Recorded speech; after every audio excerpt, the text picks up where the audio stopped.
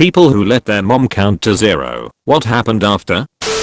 She's currently on 1/125899906842624. I'll let you know if she ever gets there. If anyone needs a reference, that's 1/250. If your mom counts one number every second and has been halving the fraction each time, she hasn't even been counting for a full minute yet. r/the did the math.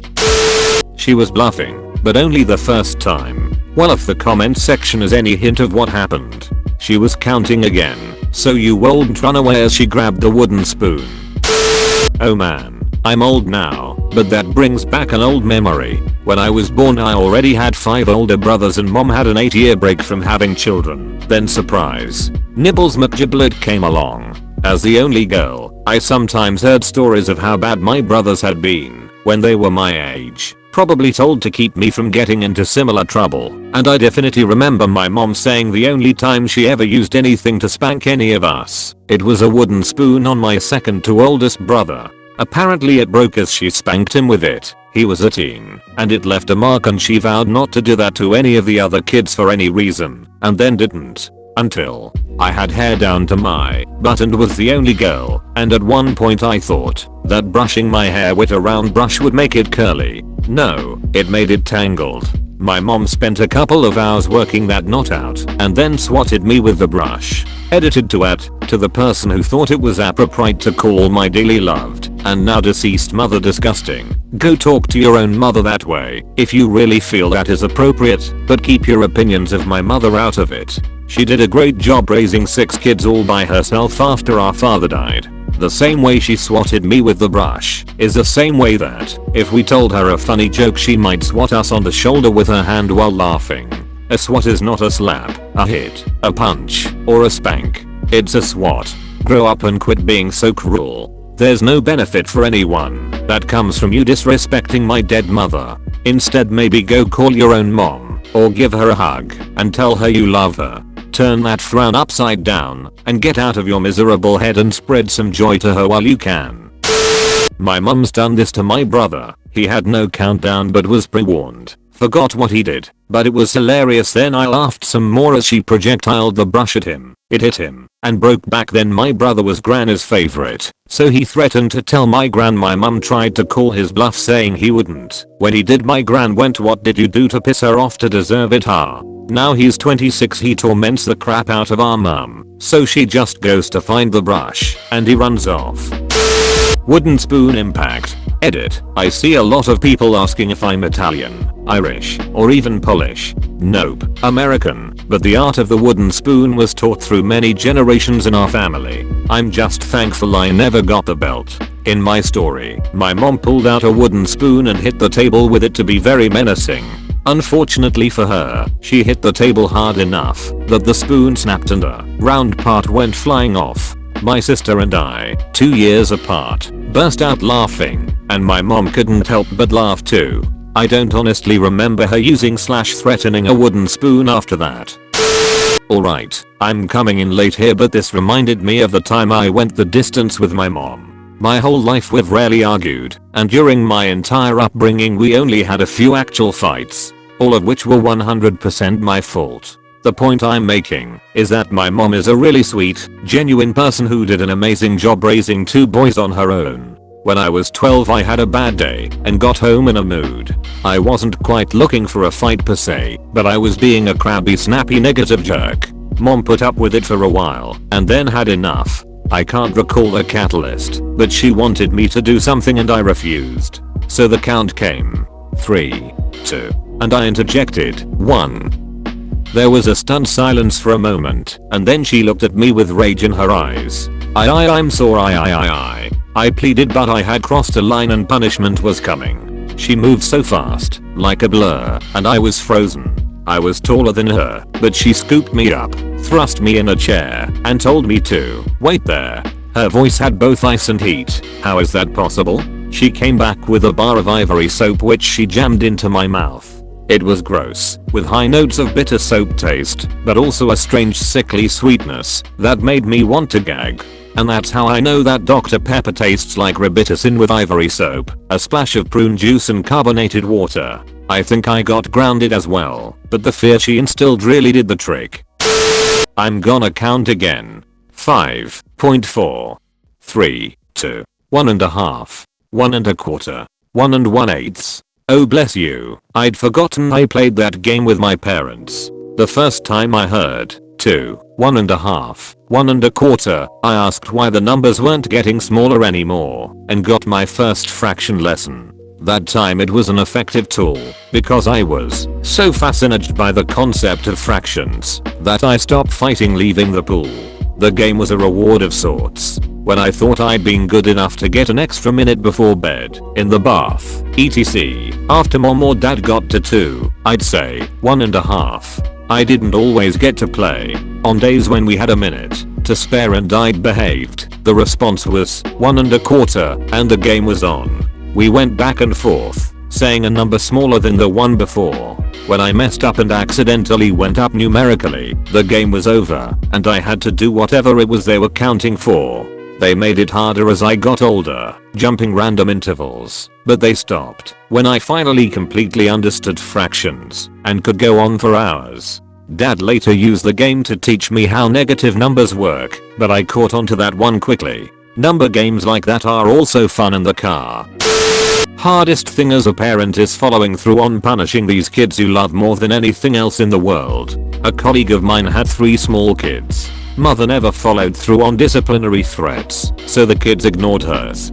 Father gave them one warning, then always followed through. They listened to his threats. I saw it in action a few times. The kids would ignore mum, and eventually dad would step in and bam. Instant compliance. Both of them absolutely adored their kids, but dad had the right idea on this matter. As the dad in a house like this, it f***ing sucks. You always have to be the one to dole out the punishment, and in reality, you end up having to punish more because of the times they flat out refuse to listen to the other parent. And of course as soon as the punishment is over, runs to the other parent for reassurance and cuddles. It's no fun always being the bad guy, even if it is just timeout. My ears are still ringing. Seriously, I got a minor case of tinnitus. 100%. It was my grandma, because mom didn't give warnings like that. Grandma is tiny, so we didn't worry. Normally we would step in line at 2. Once, AO and 13, I decided to stand my ground and her little arm made contact with the side of my head with the speed of a timber rattler. That day was rough. We learned that running from her was much more effective. Then, she learned that we were not worthy of warnings. I'm 6 feet 5 inches. My nana is about 5 feet 2 inches. One day I was being a smartass to her and my cousin. She told me to stop picking on my cousin, or she'll smack me one. I kept going. My nana came up beside me and asked me to steady her while she leaned on me. I didn't think anything of it until she smacked me in the back of the head with her slipper and said, "I told you I'd smack you one if you didn't cut it out." I was 27 at the time. I'm loving this. You made my morning. Not my mother, because she rarely disciplined me and my siblings, but my grandma. Oh no. When I went to 0, I got her classic little old Asian lady move. A sock filled with pennies thrown at me at speeds I never thought possible. Shit hurted. Every time your kids swear out a penny in your sock and soon you'll have a weapon to be. No, it was put a quarter in your no yelling sock. I used to not know what would happen when I counted to 10. My son has let me get there once, and it ended with me literally wrestling him into his pajamas and him going to bed without getting to read any books. He was very upset, and I felt like a terrible person, but he hasn't let me go past 7 since that day. She reset me to the factory settings. A hard reset as we called it. I can physically feel pain just reading these comments. They triggered my childhood trauma. Parents in India can be complete a-holes. Bold of you to assume that they are alive to tell their story. Yes, I'm actually dead right now. Yay, my mom got to 0 and I died from fear. Then she got super angry and started counting for me to come back to life. So I resurrected the f*** up and never got to 0 again. But didn't your mom beat you after you became alive just because you died? Like, how can you die? She sure did, but imagine if she got to 0. She would beat my dead ass dead. I woke up in the back of a wagon heading to Skyrim. Hey, you're finally awake. You were trying to cross the border, right? Walked right into that Imperial ambush, same as us, and that thief over there. The Empire was all nice and lazy before you Stormcloaks came around. I cold stolen that horse and been halfway to Hammerfell. We're all brothers and sisters in binds now, thief. Weaklings, my mother would count after I was already whooped to give me time to stop crying, or I'll be whooped again. Stop crying, or I'll give you something to cry about for real. Yep, that was the one that shut me up. There was nothing hollow about that threat, lol. My dad did that once, when I was 5. I never knew you can best the tear ducts out of someone through their ass and back of the head. Never cried since. Got my first pube a few days later.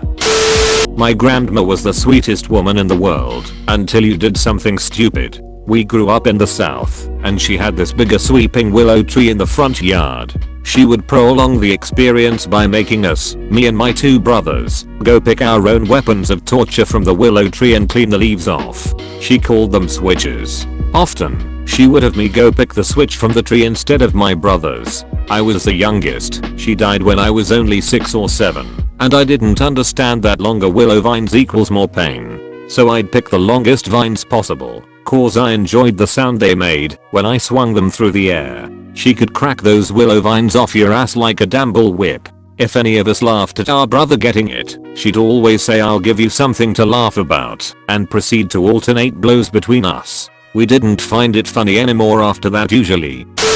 Short story time. Raised in a nation household, near Tiger Mom, all that stuff.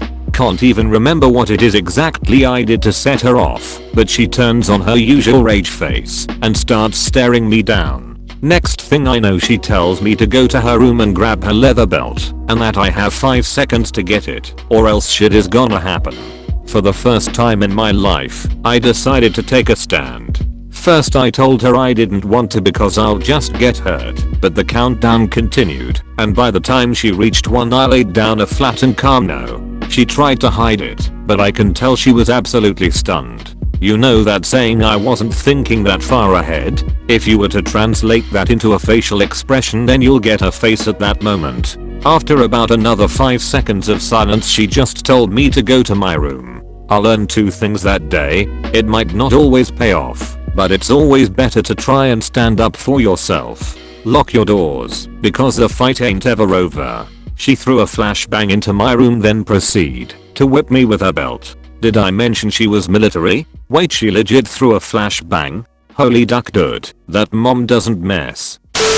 My mom stopped the car and told little me to get out. So I did. She drove 20 feet up the road, but to little me, I thought she was driving away forever. I definitely stopped being a little shit after that and never forgot. I think I was about 7, and she never really punished my siblings and I beyond grounding, so I must have been really bad that day, lol. Subscribe and leave a like, please.